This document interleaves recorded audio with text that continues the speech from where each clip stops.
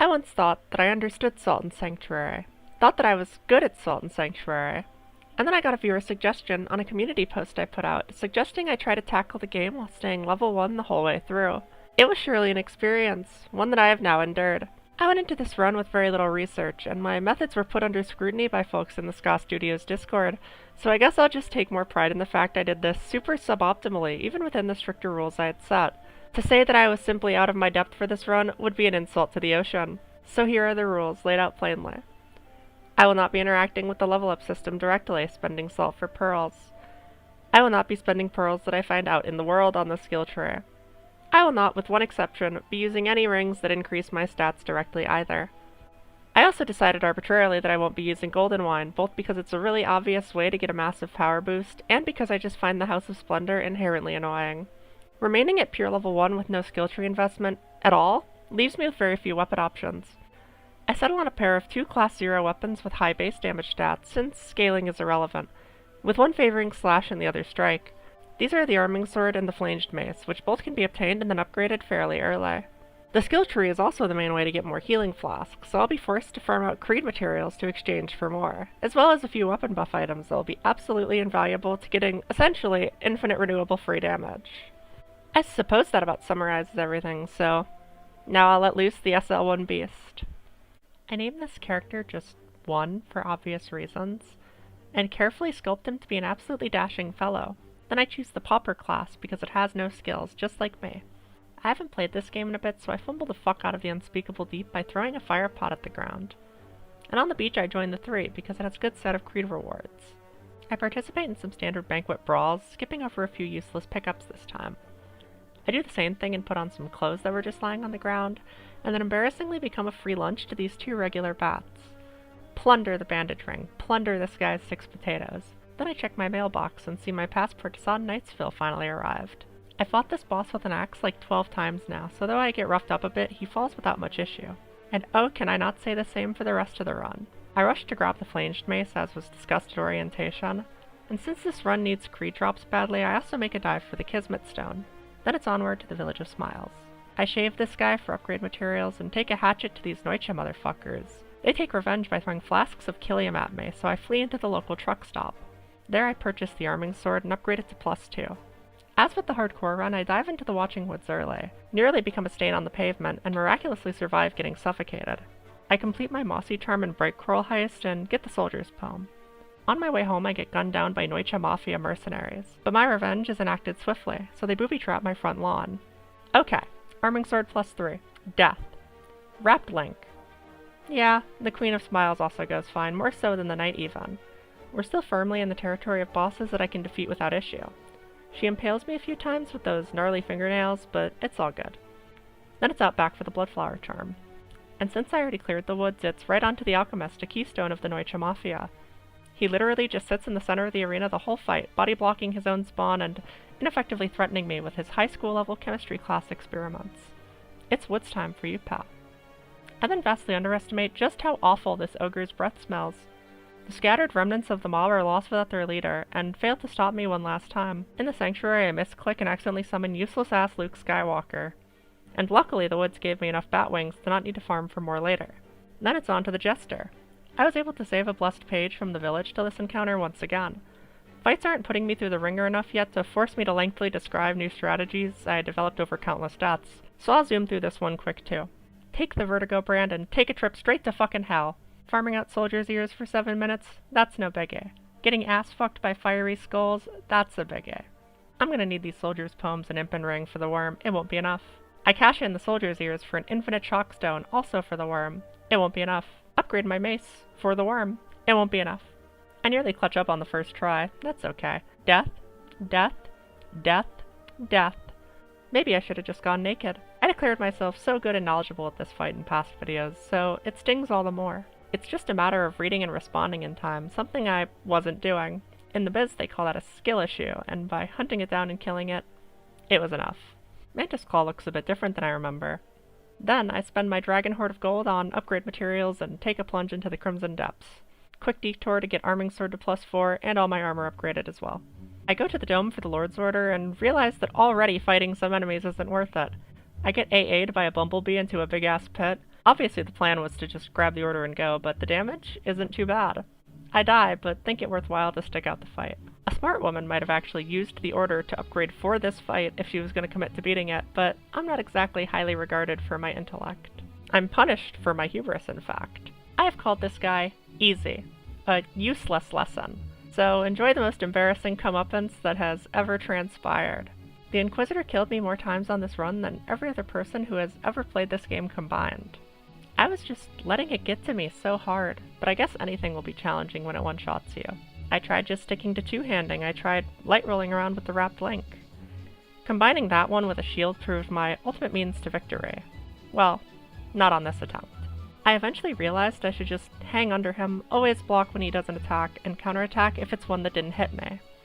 His 4 falling blades have 2 arrangements with no way to tell them apart, so that's the best strategy, I guess.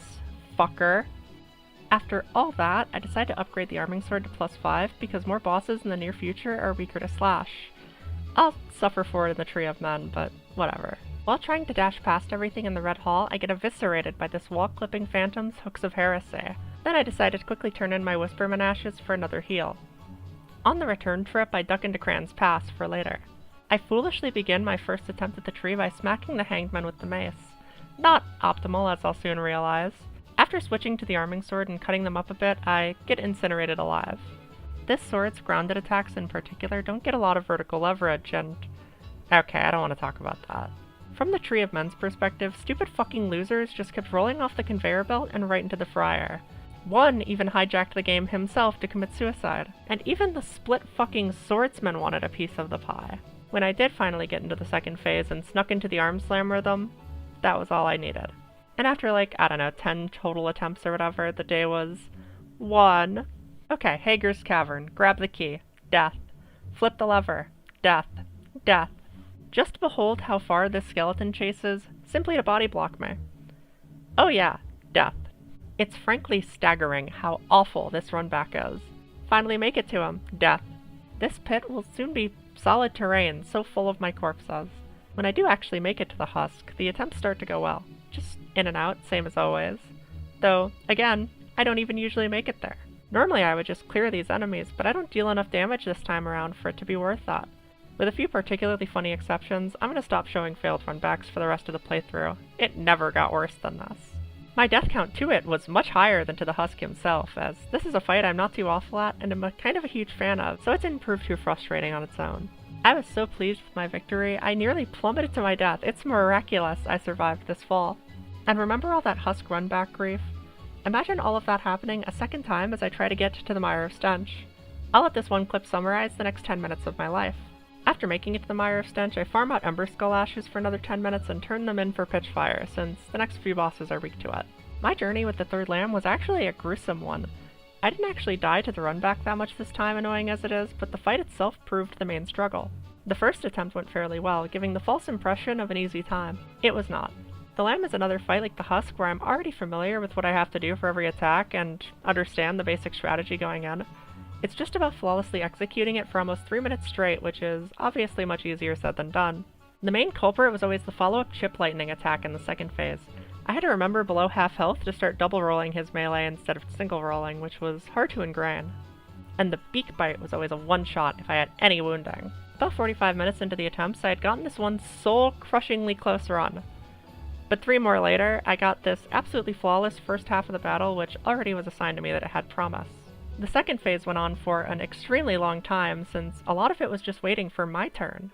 But after a 3-minute battle and almost an hour of total attempts, the Third Lamb falls. Just beyond the arena, this Targray-looking-ass motherfucker gives me the Hardlight brand. I use it to go at the back end of the dome, claim the Far Beach Sanctuary, and rest at the fort. The Mire clear goes just about how you'd expect. But it's next on the agenda if I wanted to get into the Ziggurat. After opening the way to the Stench Most Foul, I make the mad dash for the Vile Vines Ring. Oh, this fucking fight. I think I'd like to retroactively update my ranking video and put this guy at the bottom. He slid by on the Tree of Men when I was fresh meat, but by God, fuck this putrid cocksucker. I was dreading this battle from the beginning of the run, fully aware that it was just pure unbridled chaos and that my damage was going to rival that of a housefly. This fight is where I truly came to terms with the fact that the Arming Sword only has a good damage arc in the air, so I spent as much time airborne as humanly possible while trying to keep the Stench Pods an extinct species. I got better at corralling and disposing of them with time, but if the stench itself connected its explosion or melee attacks, I was done for straight from full health. This was among the lowest points in the whole of the run. Only one other boss rivaled this encounter in terms of sheer kill count, but when you're at your lowest, you can only go up from there. I hungrily claimed the Mossy Ring and Redshift brand, and then it's onward to the Ziggurat of Dust. Getting through the upper part did not prove a big issue, and the Dread King was a total pushover, taking only a single attempt. It's harder to take damage from this boss than it is to dodge him, but his immense health pool rendered the encounter a rather dull 4 minutes of just bashing my head at a skeletal brick wall. I did realize halfway through that he was weaker to strike than slash, so I switched to the mace. I guess it makes sense, since beneath that robe he's made of bones. And that's the Dart brand. Simple. The damage against enemies down in the lower half of the Ziggurat isn't too bad, and with a bit of elbow grease the way to the Prince opens. And he, like the king before him, is just a big annoying nothing health bar boss. He does kill me on the first attempt, but I already knew that there was a better strategy to try going in if I had died. And that's just by running at him full speed with no clothes on. My light roll had the distance necessary to just outright get behind every one of his attacks. With his potential to strike me neutered, the prince went down on the second try. I kind of needed the easy streak of bosses in this area because it certainly picks up again from here. It takes less than 30 seconds to die in the temple, and after spending my gold on some upgrade materials, I remember that I nearly forgot about the Kraken Cyclops again. He brings me down a single time just by virtue of being irritating. It's death on sight for this fucker. I use his money for some stained pages, which will be useful for the coveted. The trudge through the temple notably nets me the Bloodflower Ring. And then I'm dropped directly into motherfucker Ultimate Central. Population, these two ghosts. I can only survive one arcane bullet, and each time one of them does a barrage, the last tick fires 2 bullets. And pretty much all the axe attacks insta-kill me as well. I've noted in the past that the ghosts can't turn while doing their magic attack, which was definitely useful information to know. That was, unless they levitated off screen, and it made it very hard to read which direction they're facing. They definitely wouldn't do that. I eventually decided to just go to the early Pitchwoods path for the Shroud Charm, and to get the Lord's Orders at the bottom of the area. I get the mace to +5, and choose to upgrade the sword to +6 for the bosses after this one. The damage added by the Shroud Charm was evidently not a significant number, but it still probably helped reduce the total number of hits I needed to win in some respect. As with many previous bosses, my strategy was defined from the start. I just had to perform flawlessly and not get Swiss cheesed by a magic bullet. After another hour of attempts, since the Pitchwoods run, I get this attempt, and it allows me to pull the victory right out from under their non-existent noses. With the Witch of the Lake right outside, it's an immediate hop over to her. The damage against her is excellent, but that goes both ways. This fight is already about dying if you fall out of rhythm, so I've just gotta not let that happen. She beat me up good for a fair few attempts, but it's not a very different experience from any other run, barring the fact that it just takes a bit longer. To my horror, the Neutsche Mafia returns, and is revealed to have a secret underground meth lab, and they're thirsty for revenge. Inside, I claim their stack of Lord Orders, I steal their ancient idol, and they once again douse me in Killium. I do the skip for the area because I'm lazy, and grab the dancing ring for some reason. I continue to fuck around in the maintenance hallways for a while, getting absolutely nothing done, before deciding that now might be a good time to take a knife to Karstjaw for his king's order. It goes about as well as you'd expect. It was really just greed that kept doing me in, going for hits when I shouldn't. After a few more minutes of going at him, I relent and search elsewhere. I redirect my ire toward Cran, since beyond him also lies a king's order. Though I generally don't consider him too hard to dodge, he does kill me instantly when I do slip up, just like Karstjaw. The damage is also notably terrible. Cran has a considerable health bar and fair resistances, so my meager attack power was really starting to bleed through even more evidently at this stage of the run. And some of his attacks actually do inspire fear, like his arena-clearing lunge stab and Artorias flip, which makes the hitbox way earlier than I thought. Obviously the main thing I was waiting for was for him to use his buff, since it opens him up to a lot of free damage. His jumping uppercut also left him fairly open to counterattack. But hey, at the end of the day, it didn't take too long to beat Cran. My weapon buff wore off at the last second. Motherfucker. This gets rectified next attempt. I get turned into the number 1, like a pancake breakfast special, steal the king's order, and then immediately expire. And with that, arming sword +7. Then, it's a journey in a jar to the sky for Mal's floating castle. This bitch made me want to genuinely euthanize myself, and it started making me call into question if I truly loved her. Mal was the first boss where I began to genuinely, as a real human being, break down in agony in front of my friends. I had mentioned previously that the Stench's kill count was rivaled only by one other, and in truth, that culprit was Mal. It was most painful because the damage types I dealt were in my favor. She has a weakness to slash, fire, and lightning, at least relative to her other resistances. By all accounts, the fight should have been a cinch. but she kept nailing me with the combos so malicious you'd think they were the product of the Witch of the Lake. Like the Coveted, 2 magic projectiles by themselves would deplete my health bar, and her butterfly slashes were instant kills. They all just stacked on one another in a horrible holy damage soup. Her soul mass attack inspired genuine terror in me every time she did it.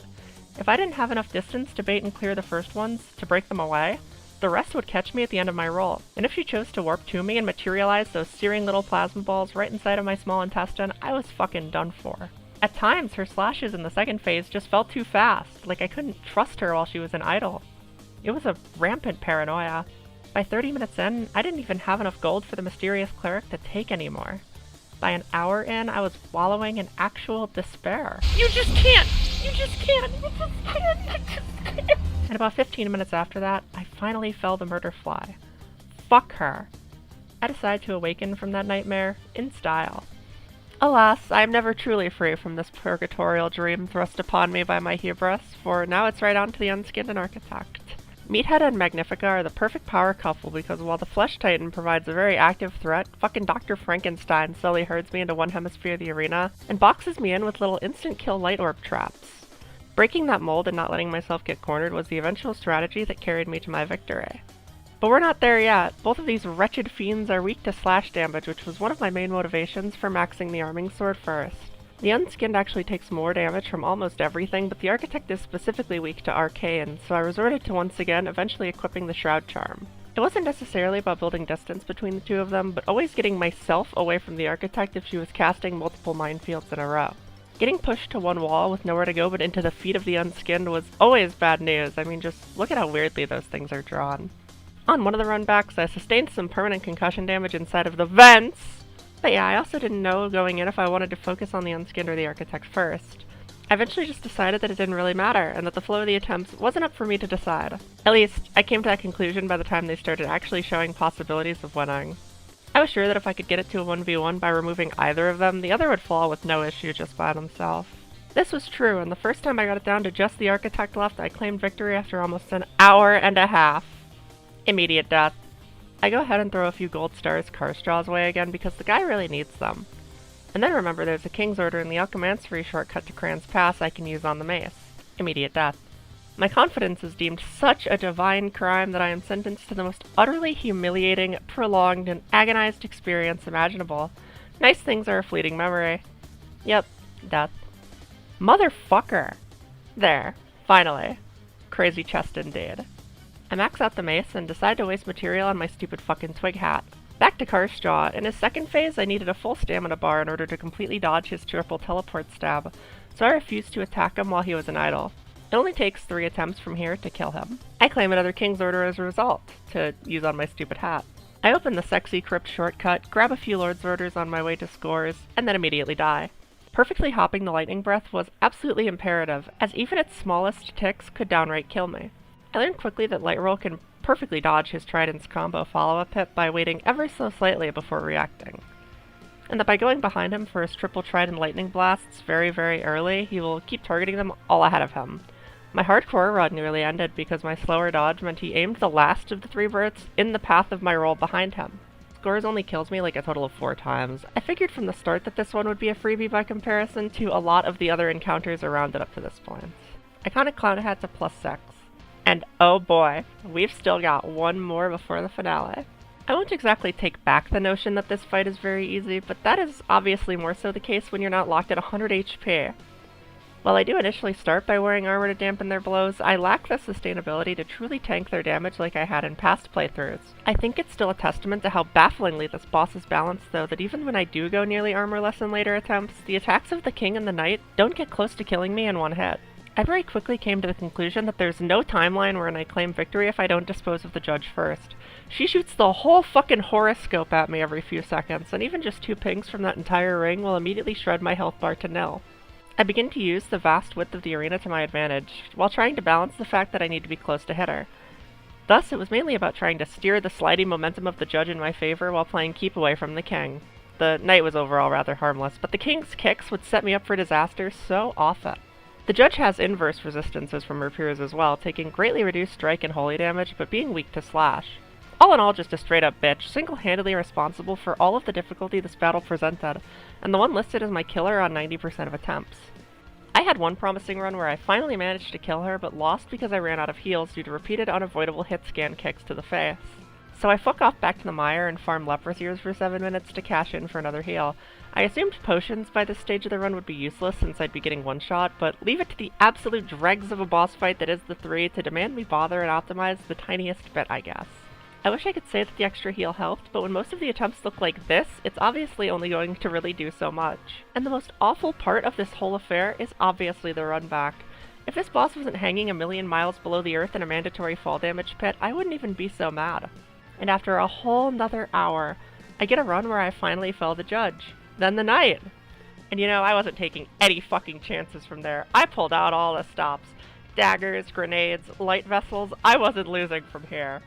Before the Nameless God, I grabbed the Relentless Ring. It's a keystone for my strategy.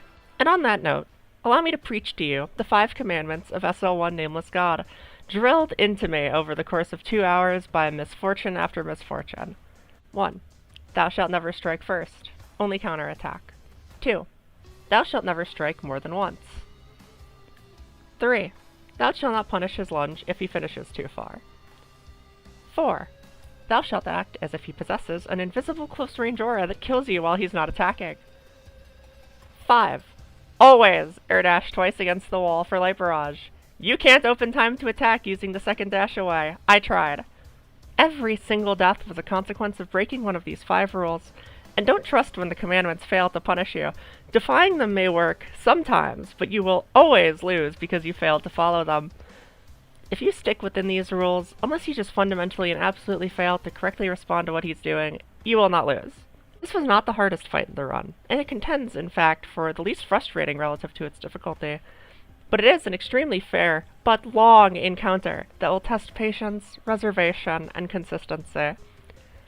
I always failed because I tried to slip in damage where I shouldn't have, or because I didn't roll far away enough from him in neutral and got cleaved in half by a light-speed sword swing.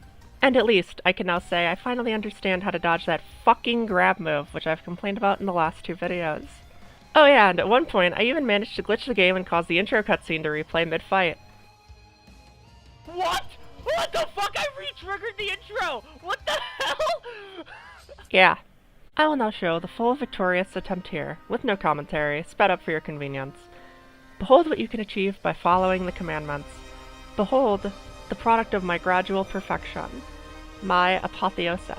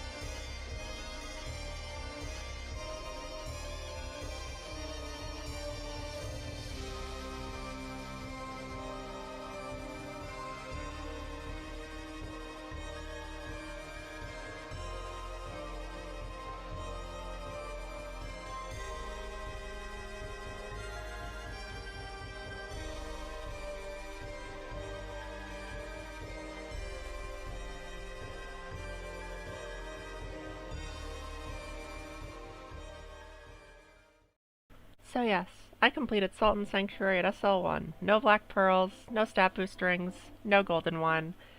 It was an abhorrent test of my patience, and while a challenge that I feel proud of overcoming, it's also an experience full of regret.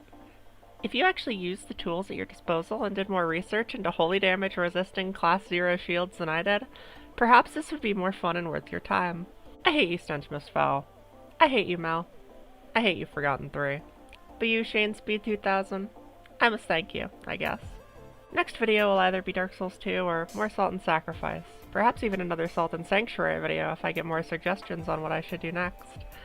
I once thought I understood Salt and Sanctuary. Thought myself good at Salt and Sanctuary. But now I know for certain, I do understand.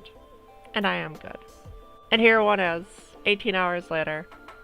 And a new game plus. Observe for proof that my skill tree is uninvested. I'm not going to ask you to like or subscribe or anything, but just know I'm going to try to keep making content consistently for as long as I get ideas or suggestions. Thanks for watching.